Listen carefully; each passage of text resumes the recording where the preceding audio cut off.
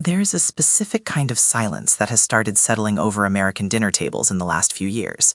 It's not the comfortable silence of people enjoying a meal, it's a tense, calibrated silence. It's the silence of a topic being carefully stepped around, like a landmine under the tablecloth. We used to argue about tax rates or zoning laws, and then we'd pass to potatoes. Now we're seeing empty chairs. People aren't just arguing, they're resigning from the relationship entirely. We are witnessing what feels like a mass migration away from each other. I'm Jake, and this is The Deep Dive. Today, I'm joined by cultural historian and author Rachel to figure out why we've stopped disagreeing and started divorcing our own families. It's good to be here, Jake. And that image of the empty chair is haunting, because it is statistically accurate. We aren't just dealing with awkward Thanksgivings anymore. We are dealing with a structural fracture in the American family unit. Is it really that widespread, or is this just something we see on X, formerly Twitter, and assume is happening everywhere? It's absolutely happening offline. A Harris poll conducted just last month, November 2024, found that 42% of U.S. adults agree that politics is now the single largest driver of family estrangement. Think about that. Not money, not inheritance disputes, not addiction. Politics. And it gets more specific. About 1 in 5 adults, 21%, are currently estranged from a family member specifically because of a political disagreement. That is millions of people who have effectively said, "Your ballot is a deal breaker for my love." That's a staggering number, 1 in 5. So if I'm sitting at a table with 10 friends, 2 of them have likely cut off a parent or a sibling over this? Exactly. And the tragedy is, we tend to think this is how it's always been. We have this idea that the 1960s were incredibly volatile. And they were, with Vietnam and civil rights protests. But the nature of the division was different. How so? I mean, people were literally rioting in the streets in 1968. Surely that dinner table was hotter than ours. Hotter, maybe, but less personal. In the 1960s and 70s, the political parties were ideologically messy. You had conservative Democrats and liberal Republicans. If you disagreed with your Uncle Bob, it was usually about a policy, a method. You disagreed on how to solve poverty or how to manage the war. Today, the parties have sorted themselves into distinct ideological tribes. So now, when you disagree with Uncle Bob, you aren't just rejecting his tax plan. You feel like you are rejecting his entire moral universe. And that's the shift, isn't it? We've moved from arguing about methods to arguing about morals. If I think your policy is just inefficient, I can still have a beer with you. But if I think your policy is evil... Exactly. You can't break bread with evil. And that is where the psychology of tribalism kicks in. This is what researchers call affective polarization.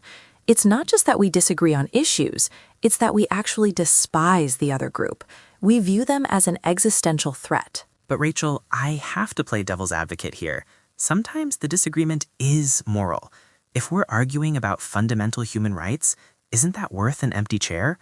Isn't it a privilege to say, oh, let's just agree to disagree, when people's lives are on the line? That is the central tension, and it's a valid pushback. There are absolutely lines where a political stance reveals a character flaw that you can't ignore. But here is the nuance we are missing. We are increasingly terrible at distinguishing between a moral atrocity and a policy preference. We have flattened everything into a moral emergency. When everything is an 11 out of 10 on the outrage scale, you lose the ability to maintain relationships with anyone who isn't a carbon copy of yourself. And I wonder how much of that flattening is happening because we aren't actually doing the thinking ourselves. We're outsourcing it. Outsourcing it to her. To our screens. I read a study recently, this was from Science magazine, published just this year, 2025, about how algorithms drive this.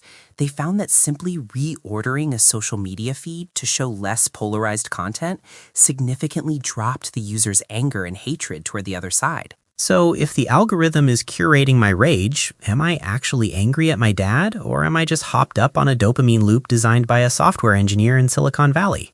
That's the terrifying question. You are touching on the death of independent thinking. We like to believe we are rational agents, looking at data and coming to conclusions. But the algorithm doesn't want you to think. It wants you to react. It feeds you the most sensational, extreme version of the other side to keep you engaged. So when you sit down at Thanksgiving, you aren't seeing your brother. You're seeing a caricature of his political party that you've been fed by your phone for 6 months. It's like we're all showing up to dinner wearing VR headsets that overlay monsters onto the faces of the people we love. That is a perfect analogy, and the cost is measurable. The American Psychological Association reported that nearly 70% of adults found the 2024 election to be a significant source of stress. We are literally making ourselves sick. We are sacrificing our real-world support systems, our families, our communities, for the sake of online tribal signaling. So let's talk about the how. How does a person technically lose their ability to think independently in this environment? Because nobody thinks they're a sheep. Everyone thinks they're the critical thinker. Right. It's what I call the illusion of research. You go online, you read 3 headlines that confirm your bias, you watch a 60-second clip of a pundit destroying a college student in a debate, and you feel informed. But you haven't engaged with the best argument of the other side. You've only engaged with the weakest version. Independent thinking requires what psychologists call intellectual humility. It's the willingness to ask, what if I'm wrong? Or even, what if the person I disagree with has a piece of the truth? But isn't that dangerous? I mean, if I admit the other side has a point, do I lose my standing in my own tribe? It feels like we're in a war where admitting nuance is seen as treason. That is the social penalty, yes. And that is why this is so hard. We are social animals. Historically, being kicked out of the tribe meant death. So our brains are wired to prioritize belonging over truth.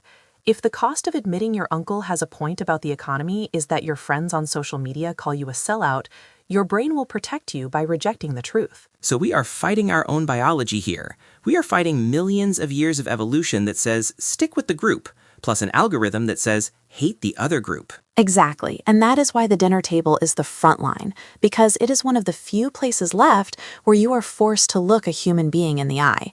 It is much harder to dehumanize someone when they are passing you the salt. The problem is, we are bringing our digital habits into that analog space. We are sitting there, but we are speaking in tweets. We are using slogans instead of sentences. I've felt that. I've caught myself doing it. Someone says something, and I have a preloaded response ready to fire before they've even finished the sentence. I'm not listening. I'm reloading. And that is the death of connection. To fix this, we have to recover the distinction between a person and a position. A position is something you hold. A person is something you love. If you can't separate the two, you will eventually have no one left to love. Okay, but let's get practical. Say I'm listening to this, and I'm one of the 21% who is estranged or on the brink of it. What is the first step back? How do you re-enter that conversation without it blowing up? The first step is to unilaterally disarm. You have to decide that the relationship is more important than being right in that specific moment. And that doesn't mean you surrender your values. It means you change the goal of the conversation. Instead of trying to convert them, try to understand them. Ask questions like, how did you come to that conclusion? Or, what are you most afraid of happening if the other side wins? That question about fear seems potent, because usually underneath the anger, there's fear, right? I'm afraid I'll lose my job. I'm afraid my neighborhood isn't safe. I'm afraid my kids won't have a future. Spot on. Fear is the universal language. If your aunt is voting for a candidate you despise, it's likely because she is terrified of something. If you can address the fear, I hear that you're worried about safety, I am too, you build a bridge. If you attack the candidate, you burn the bridge. It sounds like we need to be better translators. We need to translate I'm voting for X into I'm worried about Y. Yes, and we need to reclaim the gray area. Real life is gray. Algorithms are black and white. If you can introduce nuance, I agree with you on the problem, but I'm not sure about that solution, you lower the temperature. You remind everyone that we are just people trying to figure out a really complex world. It brings me back to that idea of legacy. What do we want to leave behind? Do we want to be remembered as the generation that was right on Facebook or the generation that kept the family together? I think about that all the time. There is a reason the phrase is civil war. It is a war within the civitas, within the family. And we are currently waging a cold civil war in our living rooms. The only way to end it is for someone to be brave enough to drop the weapon. Rachel, this has been incredibly clarifying and honestly a little convicting. We can't control the algorithms and we can't control the politicians, but we can control what happens when we sit down to eat. We can, and we must, because the alternative is a very quiet, very lonely future. Let's hope we can fill some of those empty chairs. Rachel, thank you for joining me. Thank you, Jake. And to everyone listening, take a beat before you react this week. Ask a question instead of making a statement. You might be surprised at who is sitting across from you. I'm Jake, this is The Deep Dive, and we'll see you next time.